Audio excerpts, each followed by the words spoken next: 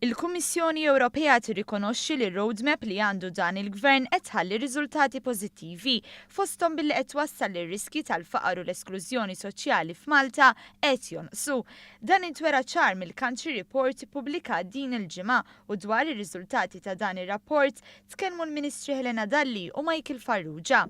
Il-Ministru Michael Farrugia innota li r-rata ta' tfal fil-faqar naqset meta mqabbel mal-2013. Għalli Malta qed tindirizza l-isfidi soċjali u ssaħħaħ il-politika favur l-inklużjoni soċjali anke billi l-Gvern ħa diversi miżuri biex titjib l-adekwatezza tal-pensjonijiet, inkluż billi ġiet indirizzata il-gender gap. Miżuri li l-Ministru Farrugia fissirhom bħala direttament iffukati biex ikomplu jtellaw liż-żgħir il fuq. Benchmark ta' dal-Gvern li huwa impenjat li jkompli jgħin lil poplu Malti Għawċi li jtella iż-żgħir ikompli jtellaw il fuq fil-waqt li jsaħħaħ l-istrata l-oħra tas-soċjetà u huwa riżultat pożittiv ta' gvern li qiegħed jimplementa u li qed joffri tama lil poplu Malti Għawċi ta' futur aħjar.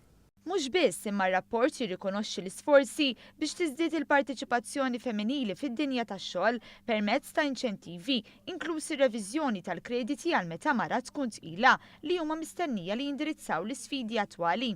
Dwarhom tkellmet il-Ministru Helena Dalli. Investiment illi qegħdin nagħmlu nkomplu nagħmlu fl-edukazzjoni u t-taħriġ tan-nisa issa qegħdin nieħdu return akbar tiegħu għaliex aktar nisa qegħdin jidħlu fid-dinja tax-xogħol u dan huwa konfermat minn dan ir-rapport iż-żieda tan-nisa fid-dinja tax-xogħol u jagħtik illi waħda mir-raġunijiet għal dan hija l-ħarsien ta' tfal mingħajr ħlas għall-familji għall-ġenituri li qegħdin jaħdmu jew li qegħdin jistudjaw u dan ovvjament serva ta' inkoraġġament kbir għal aktar nisa biex ikomplu jew jerġgħu jidħlu fid-dinja tax-xogħol. Semmew ukoll il-pakkett ta' miżuri ta' Making Work Pay li jinkludu tapering of benefits u in-work benefits li kienu suċċess u li jinċentivaw aktar ix-xogħol fil-waqt li jnaqsu d-dipendenza fuq il-benefiċċji soċjali.